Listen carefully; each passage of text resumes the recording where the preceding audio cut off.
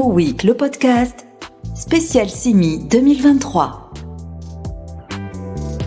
Georges Roqueta, bonjour, vous êtes président et cofondateur d'Atland. Pouvez-vous, s'il vous plaît, rapidement pour nos auditeurs, rappeler les principales activités d'Atland ? Oui, bonjour, merci pour l'invitation. Atland, c'est un groupe qui a 20 ans, en fait, 20 ans, qui est maintenant coté. Il y avait une partie de nos activités qui était cotée, mais maintenant l'ensemble des activités est coté. C'est un groupe qui a été foncière pendant de nombreuses années et qui, depuis début 2022, a abandonné son statut de foncière pour maintenant développer deux activités qui sont la gestion d'actifs et puis le développement immobilier, la promotion. Donc c'est un groupe de 250 personnes, 200 personnes à Paris et 50 personnes en province. Et c'est un groupe, alors maintenant le terme opérateur global est un terme très utilisé par le marché, mais c'est un groupe qui est opérateur global depuis son origine, depuis qu'il est créé, et qui intègre l'ensemble des métiers, à la fois le développement, la gestion d'actifs et puis la propriété. Alors, faisons un petit bilan, si vous le voulez bien, sur l'année 2023. Comment est-ce que vous qualifieriez cette année dans un contexte qui est chahuté, on le sait tous. Voilà, est-ce que vos principaux objectifs ont été atteints ? Est-ce que vos accomplissements ont été atteints ? Est-ce que vous avez rencontré également des difficultés ? Alors, on a eu la chance d'anticiper ce qui allait se passer sur le marché dès 2020-2021, en faisant pivoter une partie de notre modèle vers la gestion d'actifs et en repositionnant nos activités de promotion vers la vente en bloc dans un modèle presque build to rent. Donc, on a une année 2023 qui est conforme à nos attentes, avec une très bonne surprise sur le pôle SCPI en termes de levée de fonds, puisqu'on est je crois, au troisième trimestre, la deuxième collecte en France, et on devrait atteindre les 450 millions d'euros de collecte nette cette année sur les CPI, donc une très bonne performance. Donc on a été agréablement surpris, mais aussi c'est les résultats de la stratégie que les équipes ont mis en place dès 2017, dès 2018. Et sur la promotion, on sera en croissance par rapport à l'année dernière. Alors c'est vrai que l'entreprise est en mouvement sur ce marché nouveau depuis maintenant 3 ans. Donc on s'y était préparé.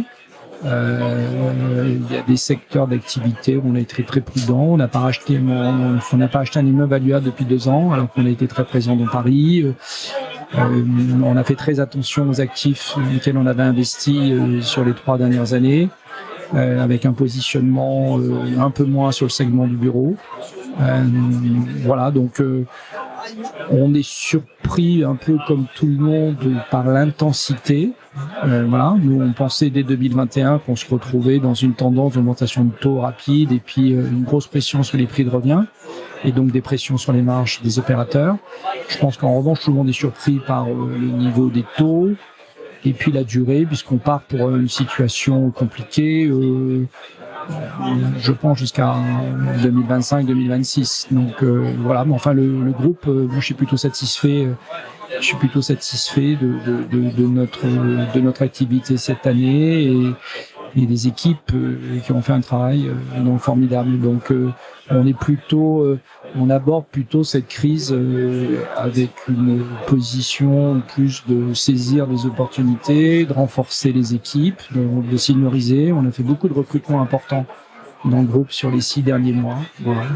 Et alors, Atland a fêté cette année ses 20 ans avec un objectif qui a été atteint de 4 milliards d'euros sous gestion. C'est votre grosse actualité du moment. Quelle stratégie est-ce que vous avez mis en œuvre pour atteindre cet objectif ?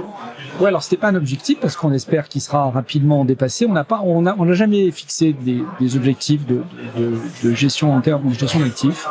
En revanche, on a enclenché ce modèle de gestion d'actifs à partir de 2015-2016 et surtout à partir de l'achat d'une toute petite entreprise qui était à Dijon, qui s'appelait Voisin et qu'on a beaucoup développé.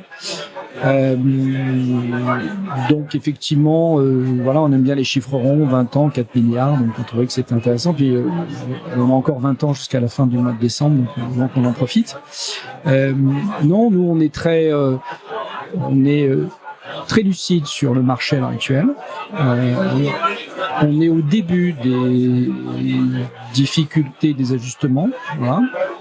On pense que c'est pas une crise où on attend et puis ça repart. On pense à un changement de paradigme complet. Il va falloir modifier nos façons de travailler, les business models. La crise crée des précédents comme l'illiquidité de certains actifs qu'on n'avait pas connus sur les différentes crises. Donc nous, notre stratégie, c'est de poursuivre notre activité de gestionnaire d'actifs en élargissant la gamme de nos clients, en élargissant la gamme des produits. Donc on va décliner des stratégies sur les secteurs de la santé, sur l'hôtellerie. On va revenir sur le résidentiel ancien, ce qu'on faisait il y a une dizaine d'années, mais on n'a pas pu le faire parce que on considérait que les prix étaient trop élevés. Et en logement, on a une gamme de produits assez large puisqu'on fait de l'intergénérationnel, qui s'appelle Maison Marianne, qui marche très bien, qui est vendu à 100% aux opérateurs sociaux, et on anime ces résidences. Et sur la promotion, on est sur un modèle qui s'oriente petit à petit vers le build to rent. Donc on est plutôt très conscient des difficultés et puis plutôt une conviction que ça va durer plus longtemps que ce qu'on pense, mais très confiant sur le monde d'après. Vous gardez quand même espoir pour le marché de l'immobilier. On sent quand même que vous êtes positif. Non, mais quand on dit que ça, le problème c'est qu'on est effrayé quand les marchés descendent et on n'est pas effrayé quand les marchés montent. Moi, je suis toujours plus effrayé quand les marchés montent parce que je trouve qu'on manque de visibilité. Là, actuellement, paradoxalement, je trouve qu'on a de la visibilité. La visibilité, c'est quand on est sûr de ne pas faire une bêtise. Bon, là, on a de la visibilité parce que quand les taux étaient à 0, moi, j'avais pas de visibilité. Donc, je considère que j'ai plus de visibilité. Après, les marchés, ils montent, ils descendent. Alors, on est catastrophé quand ça descend, on n'est pas catastrophé quand ça monte. Donc ce marché, voilà, il va se corriger. Il y a comme je disais, c'est un changement de paradigme profond. Il faut repenser nos modèles. C'est extrêmement intéressant. On va enfin faire marcher nos cerveaux. Je dis pas qu'on les a pas fait marcher les dernières années, mais bon, c'est un peu facile. Donc maintenant, on va réfléchir, on va attirer des talents, on va voir comment on peut travailler. Mais le monde d'après, il est très. Vous savez, les émissions en carbone, c'est 25% immobilier. Donc qui va décarboner le monde, c'est les promoteurs.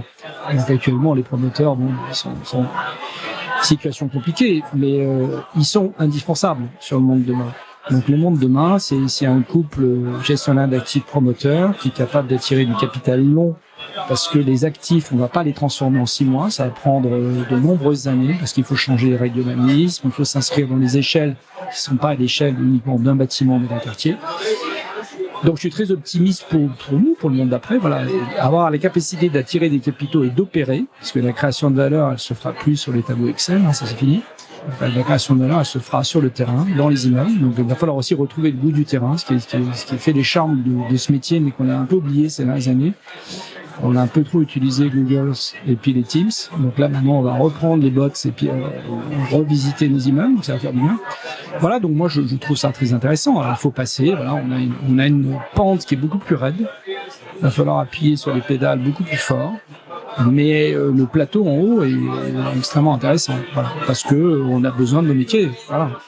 Georges Roqueta, vous êtes président et cofondateur d'Atland. Merci d'avoir été avec nous au micro d'Imo Week. Merci.